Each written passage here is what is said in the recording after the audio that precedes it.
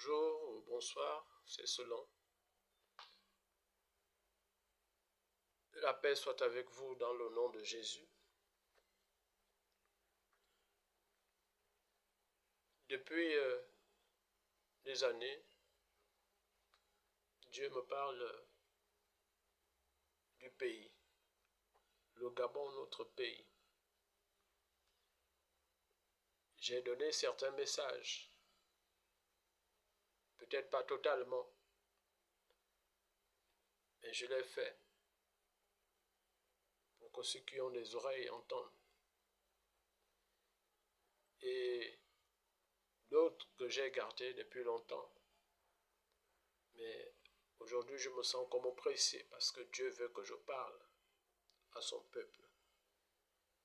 Dieu veut que je donne les messages qu'il m'a donnés. Je ne peux plus continuer de les garder. C'est pourquoi aujourd'hui, je prends la parole pour alerter, pour avertir.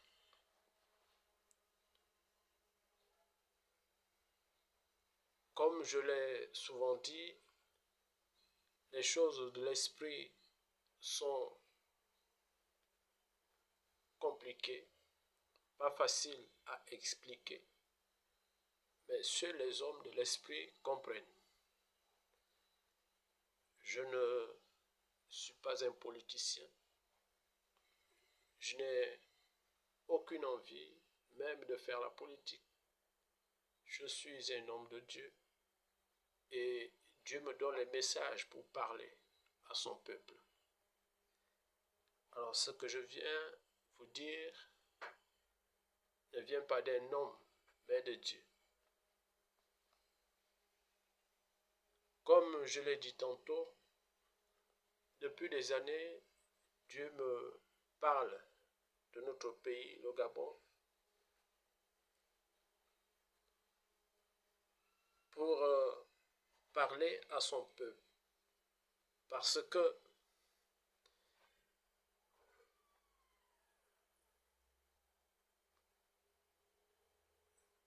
les gens se posent des questions de savoir d'où viennent les problèmes du Gabon. Depuis des années, nous faisons le même constat. La souffrance, les crimes et tout ce que vous savez, mieux que moi, tout ce que nous vivons comme crise dans notre pays. La réponse, elle est simple. Selon que Dieu pouvait me le montrer, ni que la source ou l'origine des problèmes de notre pays vient du fait que le Gabon, notre pays, a choisi librement de tourner le dos à Dieu. Ce Dieu qui a créé le ciel et la terre, dont le Gabon, notre pays. Vous pouvez le voir par l'identité même de notre nation, sinon de notre pays. On dit que le pays, notre Gabon, est un pays laïque. Or, la laïcité ici démontre clairement l'état spirituel de notre pays, le Gabon. C'est pour dire que nous avons librement choisi de servir tout autre Dieu que le Créateur du ciel et de la terre. Parce que la laïcité, c'est encourager d'autres cultes c'est-à-dire l'idolâtrie. L'idolâtrie qui est ici, je veux dire, répandue ou mise en exergue. Et ce que je dis est un secret de polichinelle, c'est connu de tous. On ne veut pas entendre parler de Dieu. On ne veut pas donner la première place à Dieu dans ce pays. Le Dieu créateur, j'entends. Mais on s'est tourné vers d'autres dieux. On est dans le mélange. Et c'est cette situation qui fait que on peut voir ce qui se passe aujourd'hui parce que le résultat de ce choix n'est autre que ce que nous vivons dans notre pays. Hier comme aujourd'hui, nous avons des différentes crises sociales, politiques, économiques et j'en passe. Nous avons des crimes dits rituels, parce qu'il faut offrir des sacrifices à ces dieux que nous avons choisi librement de servir. Et ces sacrifices ne sont autres que les sacrifices de sang, dits rituels. C'est pourquoi, presque régulièrement, nous constatons la disparition des frères, des sœurs, des crimes, des abominations et tout ce que nous connaissons dans ce pays. Parce qu'il faut offrir des sacrifices à ces dieux, à ces idoles que nous avons choisi de servir au détriment du Dieu créateur du ciel et de la terre, celui qui a créé le Gabon. Et c'est ce que nous vivons aujourd'hui. Et Dieu m'a donné un texte pour affirmer ce que je vous dis. Permettez-moi de le lire. Il est long, certes, mais il faut que je le lise pour que vous compreniez. Ce texte se trouve dans le livre d'Ézéchiel 22. Il me l'a donné expressément pour le cas du Gabon. Il est écrit: La parole de l'Éternel me fut adressée en ces mots. Et toi, fils de l'homme, jugerais-tu la ville sanguinaire? Fais-lui connaître toutes ses abominations. Tu diras, ainsi parle le Seigneur, l'Éternel. Ville qui répand le sang au milieu de toi, pour que ton jour arrive, et qui te fait des idoles pour te souiller. Tu es coupable à cause du sang que tu as répandu et tu t'es souillé par tes idoles que tu as faites. Tu as ainsi avancé tes jours et tu es parvenu au terme de tes années. C'est pourquoi je te rends un objet d'opprobre pour les nations et de moquerie pour tous les pays. Ceux qui ont prêt et ceux qui sont prêts et ceux qui sont aussi loin que et ceux qui sont au loin se moqueront de toi, qui est souillé de réputation et plein de troubles. Voici au-dedans de toi tous les princes d'Israël usent de leur force pour répandre le sang. Au-dedans de toi, l'on méprise Père et mère, on maltraite l'étranger, on opprime l'orphelin et la veuve. Tu dédaignes mes sanctuaires, tu profanes mes sabbats. Il y a chez toi des calomniateurs pour répandre le sang. Chez toi, l'on mange sur les montagnes, on commet le crime dans son sein, dans ton sein, au milieu de toi. On découvre la nudité du Père au milieu de toi. On fait violence à la femme pendant son impureté. Au milieu de toi, chacun se livre à des abominations avec la femme de son prochain. Chacun se souille par l'inceste avec sa belle-fille. Chacun déshonore sa sœur, fille de son père. Chez toi, l'on reçoit des présents pour répandre le sang. Tu exiges un intérêt et une usure.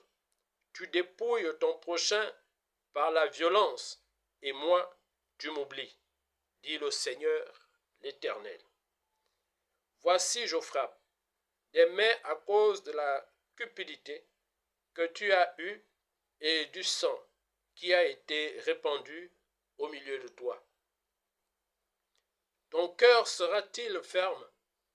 Tes mains auront-elles de la force dans les jours où j'agirai contre toi? Mais moi, l'Éternel, j'ai parlé et j'agirai. Je te disperserai parmi les nations, je te répandrai en divers pays, et je te ferai disparaître ton impureté du milieu de toi. Tu seras souillé par toi-même aux yeux des nations, et tu sauras que je suis l'Éternel. La parole de l'Éternel me fut adressée en ces mots. Fils de l'homme, la maison d'Israël est devenue pour moi comme des scories. Ils sont tous de l'airain, de l'étain, du fer, du plomb, dans le creuset. Ce sont des scories d'argent. C'est pourquoi, ainsi parle le Seigneur l'Éternel, parce que vous êtes tous devenus comme des scories, voici, je vous rassemblerai au milieu de Jérusalem. Comme on rassemble l'argent, l'airain, le fer, le plomb et l'étain dans le creuset, et qu'on souffle le feu pour les fondre, ainsi je vous rassemblerai dans ma colère et dans ma fureur, et je vous mettrai au creuset pour vous fondre. Je vous rassemblerai et je soufflerai contre vous avec le feu de ma fureur, et vous serez fondus au milieu de Jérusalem.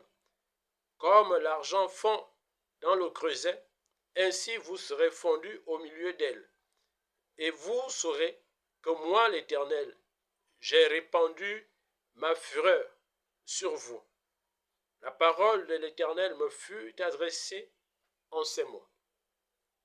Fils de l'homme, dis à Jérusalem, tu es une terre qui n'est pas purifiée, qui n'est pas arrosée de pluie au jour de la colère.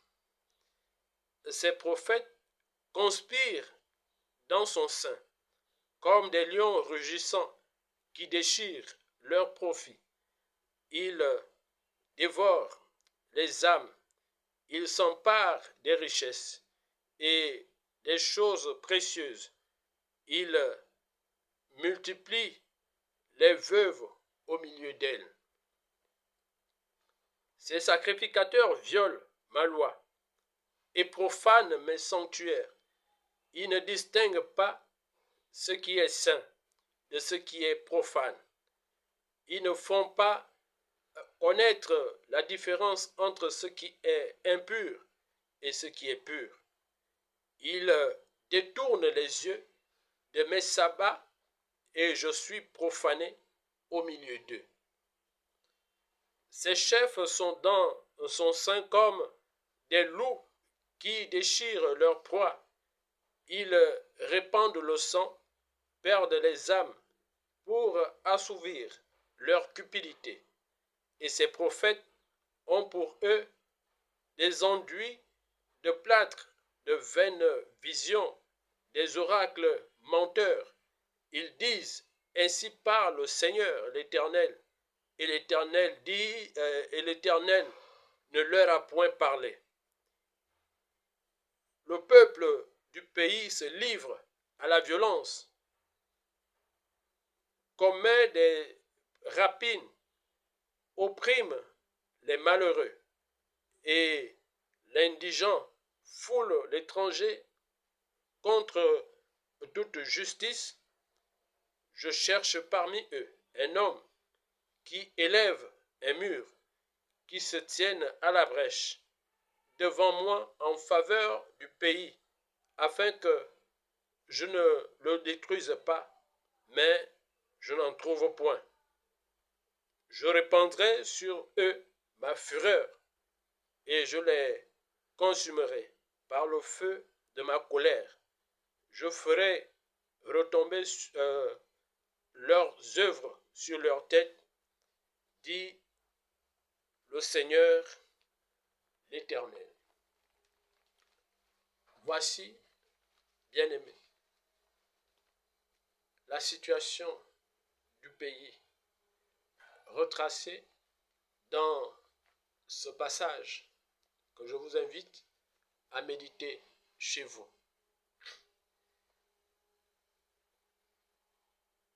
Certainement, les hommes de Dieu suivront ce message. Ils ont de la connaissance et l'Esprit de Dieu en eux. Ils pourront l'interpréter et le comprendre. Voici la raison, sinon la source ou l'origine des problèmes de notre pays. Parce que nous avons choisi librement de tourner le dos à Dieu et de servir d'autres dieux que le Dieu créateur, de servir les idoles, des dieux de Baal, qui nous exigent des sacrifices, des crimes rituels.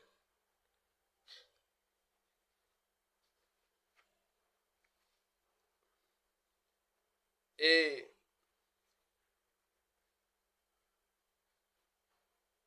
depuis 2021, je laisse ce qui s'est passé avant, parce que Dieu, comme je l'ai dit au début, que Dieu me parle du Gabon. Ça fait plus de 10 ans aujourd'hui qu'il me parle du Gabon. Il me révèle les choses sur le pays. Avant le pouvoir actuel, nous avons connu feu président Omar Bongo. Nous savons tous ce qu'il a été pour notre pays, ce qu'il représentait dans le monde spirituel ou mystique ici au Gabon, en Afrique et dans le monde. Mais quelques jours avant son départ, il a dit que Dieu ne nous a pas donné de faire du Gabon ce que nous sommes en train de faire. Il nous observe, il nous regarde, il dit, amusez-vous. Mais le jour où il voudra nous frapper, il le fera. Si une personne qui avait cette dimension dans tous les sens, mystique ou spirituel, a pu reconnaître qu'il y a un Dieu au-dessus des dieux qu'il a servi toute sa vie, ça veut dire que nous aussi, sinon nous sommes, c'est une parole qui doit interpeller plus d'un, notamment ceux qui sont au pouvoir aujourd'hui. Parce que Dieu s'est révélé à lui et il est parti. Et celui qui est arrivé après son fils, Dieu également lui a parlé par des avertissements et autres. Nous voyons seulement aujourd'hui où, depuis 2030, il y a eu le coup de la libération, mais nous ne savons pas pourquoi. C'était pour les mêmes raisons. Parce que Dieu m'avait dit clairement qu'il a vu les souffrances du peuple gabonais. Qu'il voit des abominations, des crimes qui sont commis sur le sol gabonais. Et le cri du sang innocent est monté jusqu'à lui. Il n'en peut plus de ces abominations, de ces crimes. Et il viendra pour rendre justice aux responsables de ces crimes. Et il s'est choisi un homme. Il m'a dit que c'est un jeune chrétien qui viendra de l'étranger. Il a préparé pour venir prendre le pouvoir. Et il lui a donné une mission pour le pays. Et à la suite de ça, il m'a montré dans une vision, en 2021, je dis bien, où je me retrouvais, je marchais dans la rue, vers la zone du carrefour Le en bas, où je voyais les gens courir, aller dans tous les sens, et il y avait comme un mouvement de grève parce qu'il y avait des policiers partout qui tiraient sur la foule. Après cela, j'ai été enlevé. Il m'a amené dans une salle. Je ne savais pas là où j'étais. C'était une grande salle, belle. Et là se tenait une réunion. C'est après que je me rends compte que c'était la présidence. Et dans l'une des salles de la présidence, il se tenait une réunion. Et dans cette réunion, il y avait tous les corps d'armée. Il y avait d'un côté les généraux, donc tous les chefs des corps d'armée étaient d'un côté. Et avec eux, il y avait un blanc, avec un costume noir, chemise blanche, un blanc que je connais, je ne donne pas le nom, qui était avec ces différents chefs des corps d'armée, tous les corps confondus. De l'autre côté, c'était le reste, qui recevait des instructions du premier groupe, dont les chefs. Et après, je regardais ce deuxième groupe, dont le reste du corps d'armée, ils avaient une grande carte qu'ils ont étalée au sol. Et ils montraient sur cette carte, la carte du Gabon, des points focaux où il fallait placer les, je ne sais pas comment je peux l'appeler, donc leurs éléments, si on peut dire ça comme ça. Donc, c'était comme un plan de guerre, un plan d'attaque. Et pendant que je voyais ça, l'esprit m'a amené à comprendre ce qui se passait. J'ai dit, Seigneur, qu'est-ce que ces gens sont en train de faire comme ça contre le peuple gabonais? Parce qu'il m'a dit ce qui était en train de se préparer. Après, je voulais sortir, mais je ne pouvais pas parce que je me retrouvais au milieu des hommes habillés.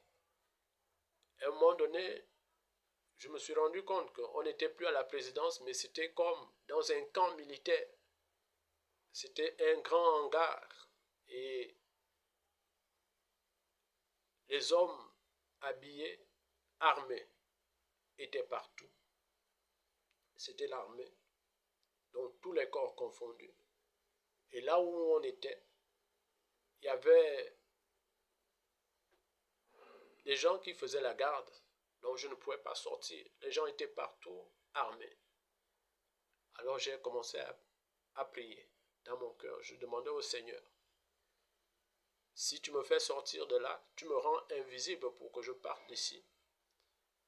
J'irai alerter le peuple pour leur dire ce qui est en train de se préparer, afin qu'ils se préparent.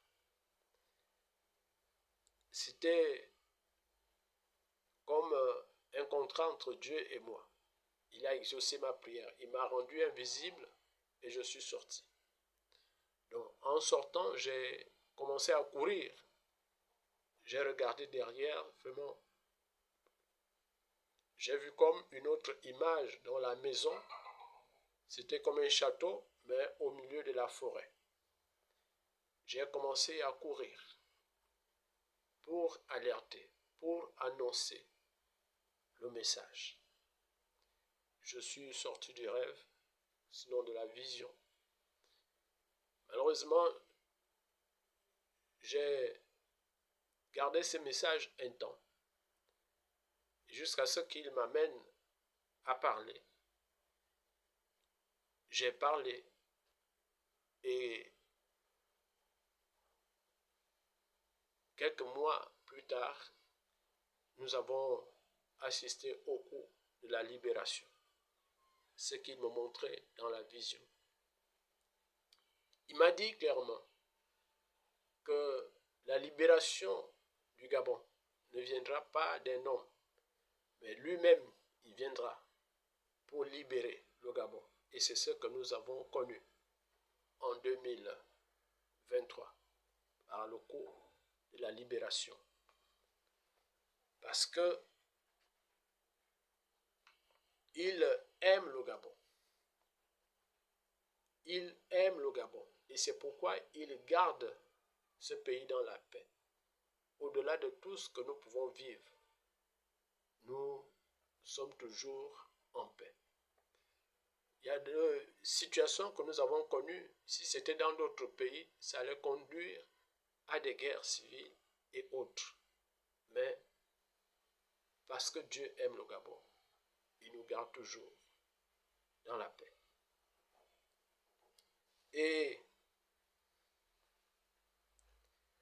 après le coup d'État, pour ne pas dire le coup de la libération, en 2024, il m'a encore parlé. Et il me dit de parler au président de la République pour lui donner un message. Et moi de me poser la question de savoir comment faire pour le voir. Il m'a dit, il faut le faire. Donc ce message que je vais donner ne date pas d'aujourd'hui. Je le garde depuis 2024. Nous sommes aujourd'hui en 2026. Parce qu'il m'a dit de parler au président de la République.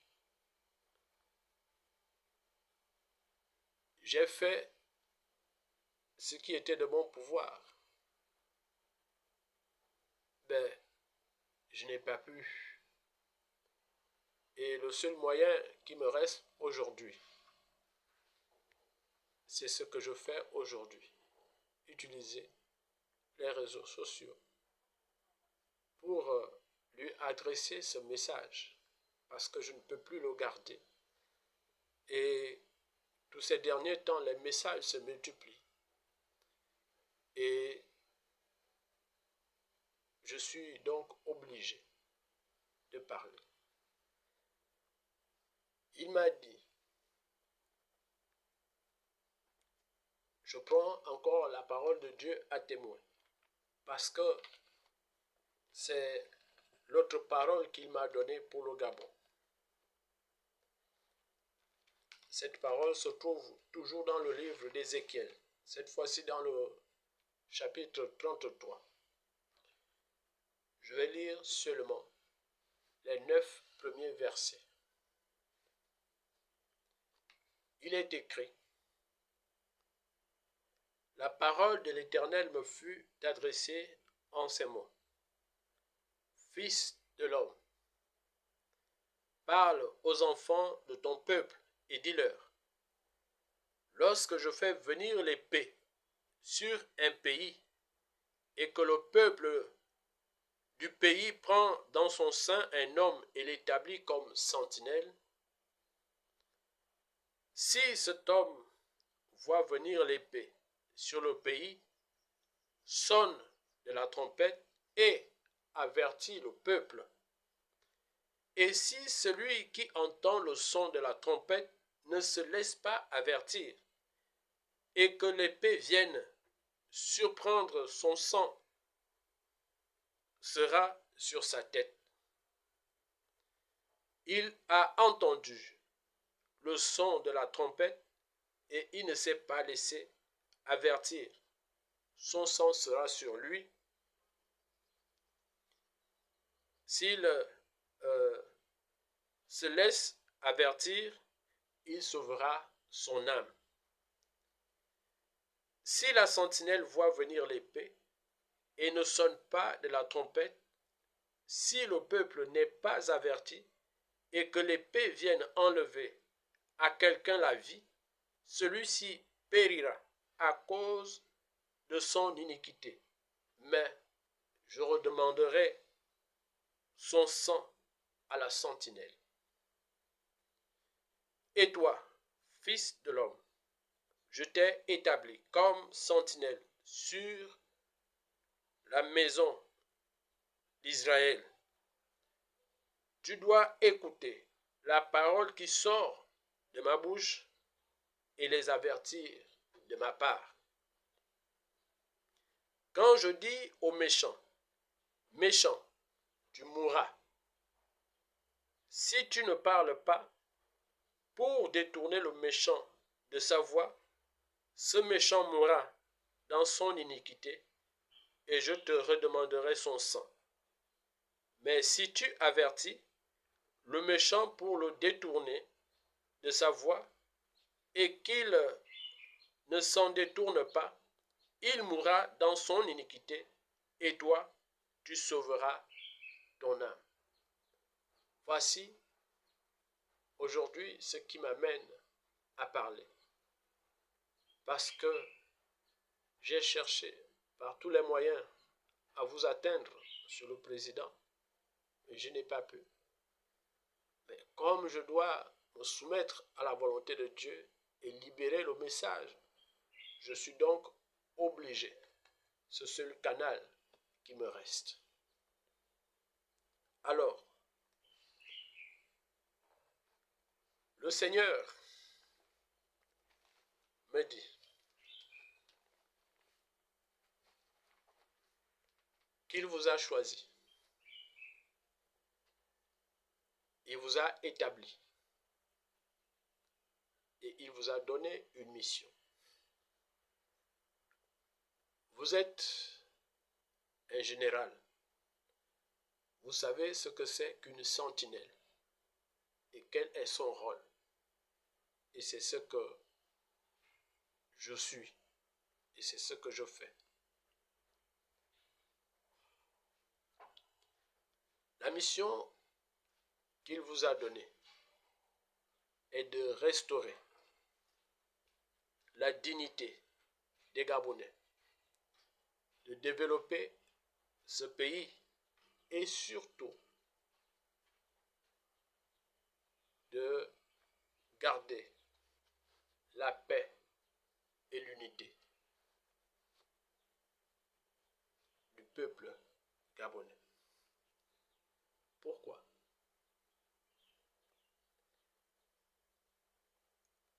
Je priais à l'église avec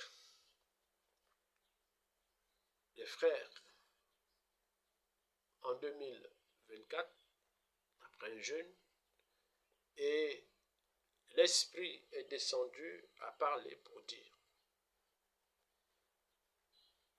ce jour, il a parlé pratiquement de 3 choses. Je laisse les détails. Premièrement, il a parlé des nations, ce qui allait arriver dans les jours à venir dans les nations. Il m'a donné des signes qui montreront qu'il est à la porte. Les signes des derniers temps, des choses qui vont arriver, qui ont été fixées par lui-même à travers la parole. Et ces choses sont déjà arrivées. Et certaines, je veux dire d'autres, sont sur le point d'arriver. Et il a parlé de l'Église, je veux dire du corps de Christ, du monde entier, pas seulement du Gabon. Il a parlé du Gabon et de la situation du Gabon. Il m'a parlé de vous, personnellement, et de votre famille, Monsieur le Président. Il a dit que le pays est menacé, le Gabon. Il y a une menace interne et externe. La menace interne, il a parlé d'une guerre civile.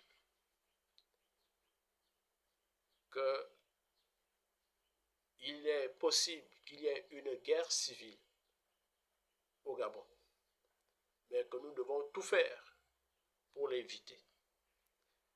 Et c'est pourquoi il vous a choisi, vous, pour apaiser les tensions, pour amener la paix et l'unité. C'est dans cette optique qu'il vous a autorisé à avoir les 2 femmes que vous avez. Parce qu'il m'a parlé de ces 2 femmes. Et pourquoi il vous a permis d'avoir ces 2 femmes? C'est dans cette vision de garder la paix et l'unité dans le pays, pour éviter la guerre civile et d'autres menaces qui visent, je veux dire, auxquelles fait face notre pays, le Gabon. Et le constat fait aujourd'hui est compliqué, difficile, pour ne pas dire amer. Parce que, au-delà des menaces internes, il y avait des menaces externes. Donc, l'infiltration d'une milice. Et j'en ai parlé plus d'une fois, où il me montrait une milice qui rentrait dans le pays pour tenter de renverser le pouvoir. Et c'était très sérieux. Et plus d'une fois, la même chose revient. Jusqu'aujourd'hui, il me montre la même vision, peut-être différemment, mais le fond reste le même. Pour dire que, premièrement, ce n'est pas à négliger. Deuxièmement, c'est imminent. Et si rien n'est fait, ces choses arriveront au temps convenu. Et c'est pourquoi il vous a choisi, vous. Parce qu'il m'a parlé de votre identité. Pourquoi vous êtes café au lait, un pas au sud et l'autre au nord. Il a donné les raisons. Et c'est pour ces raisons qu'il vous a choisi. C'est lui-même qui a voulu que cela soit ainsi. Et c'est lui qui a voulu que vous ayez ces deux femmes. Et il a donné ses raisons. Et malheureusement, après cela, au lieu de le reconnaître lui, de le craindre et de faire comme il vous a demandé, vous vous êtes détourné de lui. Ce n'est pas un secret, puisque vous l'avez fait officiellement devant la face du monde lors de votre intronisation. Vous avez choisi librement de le renier et de faire la volonté des dieux étrangers. Alors que c'est lui qui vous a choisi et c'est lui qui vous a établi. Aujourd'hui, on se pose la question d'où viennent les blocages, d'où viennent tout ce que nous vivons aujourd'hui. Des crimes, j'allais dire des crises sociaux, économiques, des crimes, et j'en passe. Tout cela n'est que le résultat de votre choix. Vous pouvez avoir les armes, l'armée avec vous, et tout le reste, cela ne vous servira à rien. Parce que si Dieu n'est pas dans votre barque, tout autre moyen que vous pouvez utiliser n'auront aucun effet. Seul Dieu est capable de restaurer ce pays. Et aujourd'hui, il vous interpelle. Il vous demande de vous détourner, de revenir sur vos voies, de le reconnaître que c'est lui qui vous a établi et c'est lui qui vous donne les moyens. Parce qu'il m'a dit qu'il vous a choisi, il vous a équipé, il vous a donné la sagesse et l'intelligence nécessaires pour conduire son peuple. Donc tout ce que vous faites, les décisions, c'est lui qui vous a outillé, parce qu'il vous a choisi pour conduire son peuple. Mais malheureusement, vous vous êtes détourné de lui. Vous vous êtes entouré des perfides trompeurs, des loups affamés, et ces autres chefs traditionnels qui vous ont intronisé, qui ont fait la cérémonie d'intronisation l'autre fois, qui sont en réalité des vendeurs d'illusions. Mais je vous assure, si vous n'avez pas Dieu avec vous, tout ceci ne vous servira de rien. Aujourd'hui,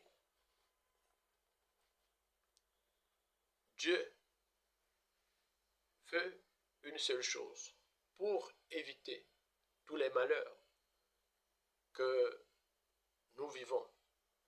Le peuple gabonais continue de vivre. Il demande la repentance nationale. Je dis bien une repentance nationale. Vous, votre équipe et la nation tout entière.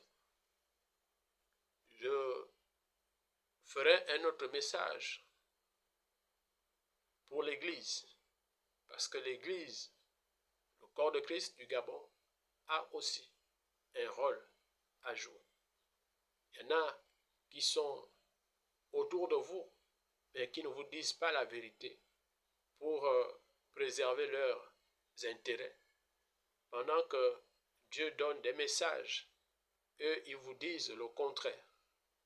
Mais le jugement s'abattra sur chacun d'entre eux. Dieu demande la repentance nationale, que le peuple tout entier, du plus grand au plus petit, prenne un temps et observe les temps de jeûne et de prière, de repentance nationale, de placer Dieu au centre de nos intérêts, au centre de nos préoccupations, au centre de nos décisions.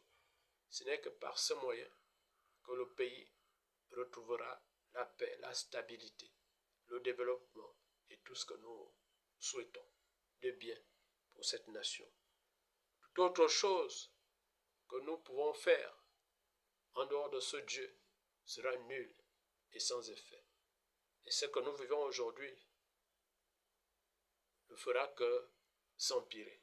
Et vous ne ferez que vous enfoncer. Et je vais chuter pour dire la dernière vision qu'il m'a montrée concernant ce pays date du 20 janvier 2026. Donc, mardi dernier. Il m'a montré dans une vision où je voyais un groupe de jeunes. C'était des élèves du lycée technique qui marchaient. Certains d'entre eux avaient des gourdins. D'autres étaient encagoulés, torse nu. Ils marchaient. Certains étaient en tenue, d'autres en civil. Et ils saccageaient les magasins. Ils s'arrêtaient dans les carrefours pour faire...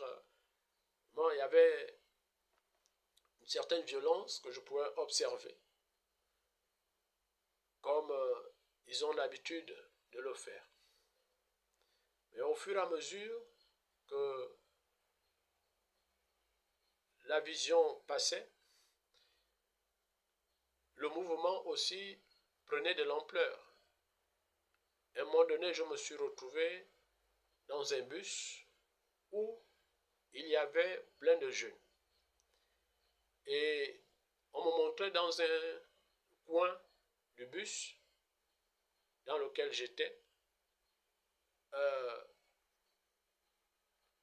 des armes blanches, donc des bâtons, des couteaux et j'en passe, qui étaient stockés en un lieu dans un coin du bus, et les jeunes excités dans le bus qui était en train de rouler.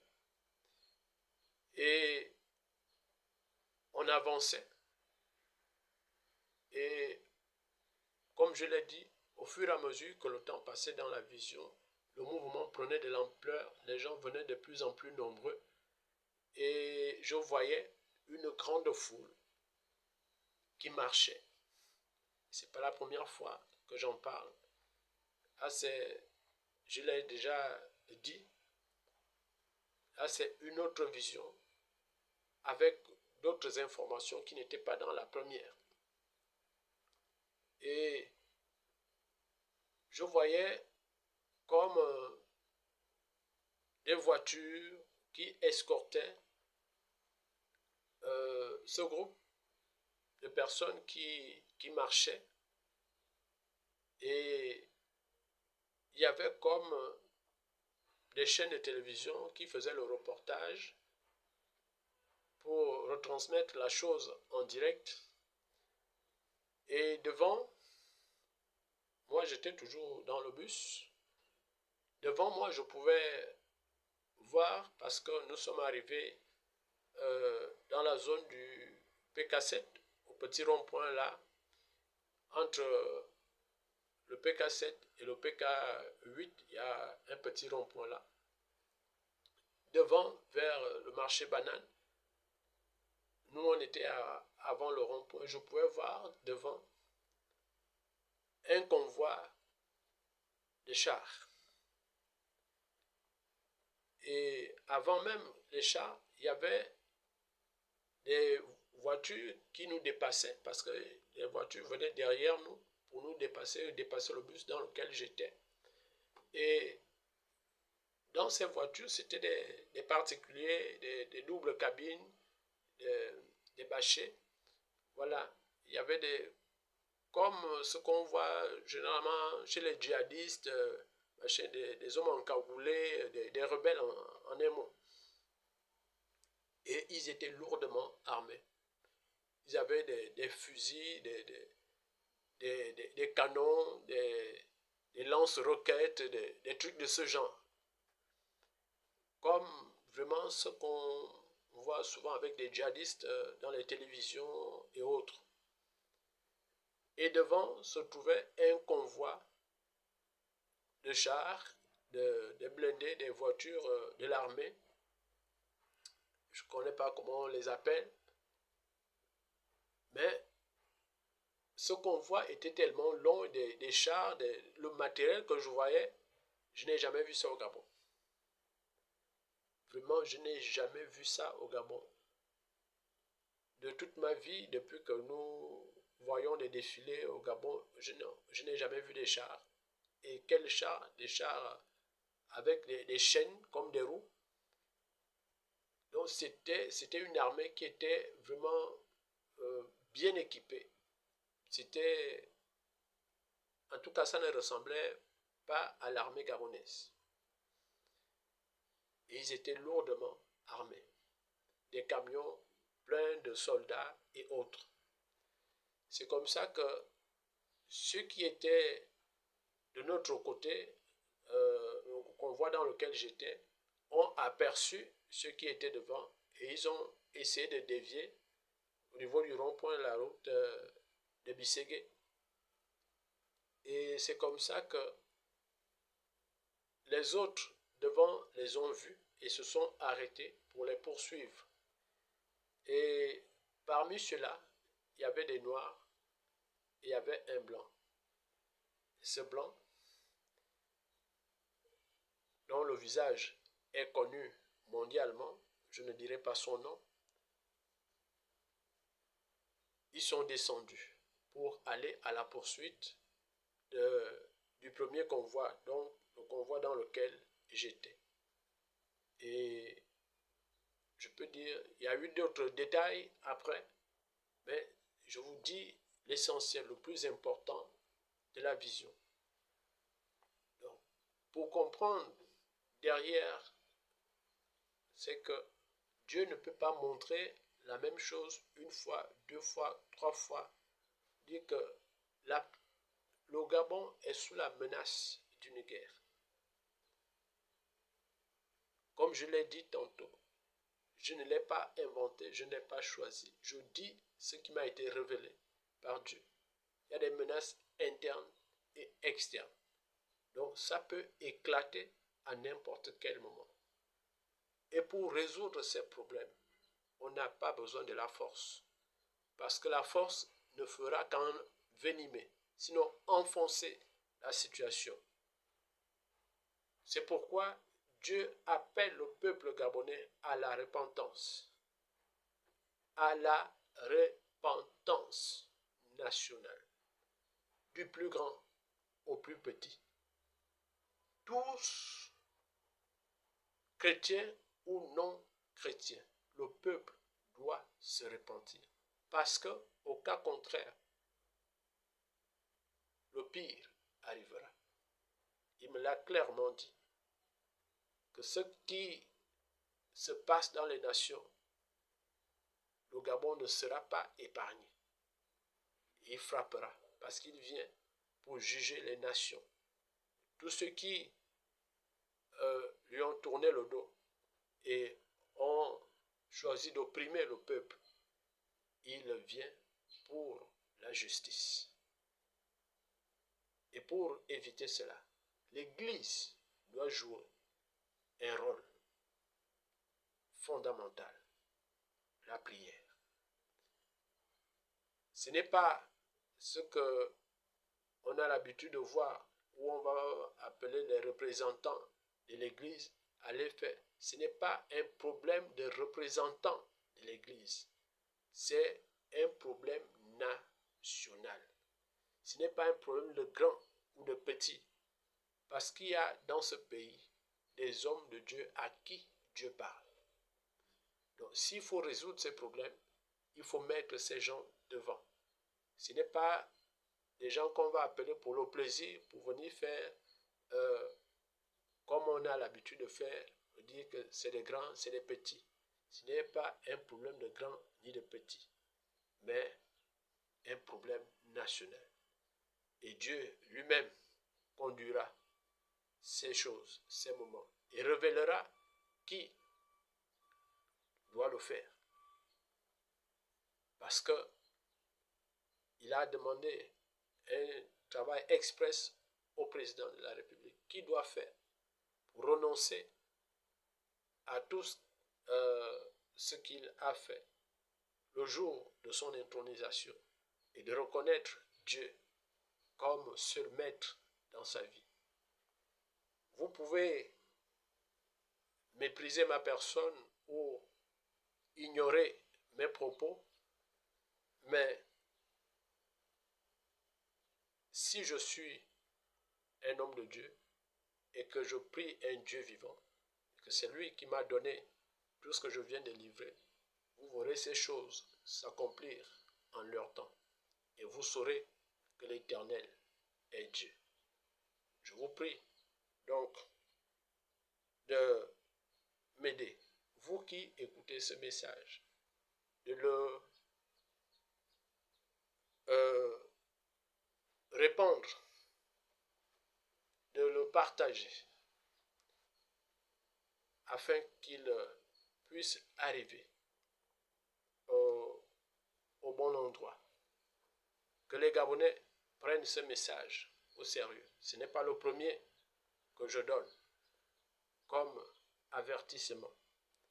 Dieu parle avant pour avertir, pour alerter, parce qu'il ne veut pas surprendre pour que personne ne dise on ne savait pas. Partagez ce message et écoutez ce que l'Esprit de Dieu dit au travers de moi.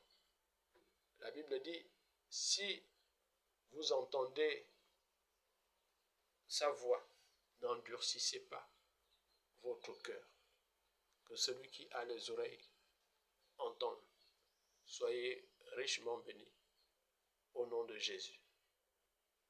Amen.